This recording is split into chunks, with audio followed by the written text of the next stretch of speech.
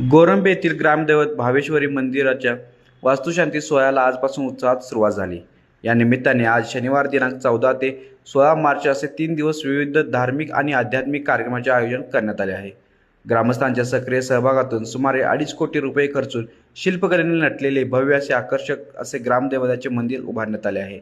आज सकाळी दिंडी मिरवणुकीसह लेझिम पथक आणि भजनी मंडळांच्या गजरात देवीच्या नवीन पाषाण मूर्तीचे जल्लोषात स्वागत करण्यात आले। भर उन्हाच्या तडाख्यातही हजारो ग्रामस्थ, माहेरवाशिणी तसेच पै पाहुण्यांनी या मिरवणुकीत उत्स्फूर्त असा सहभाग घेतला होता।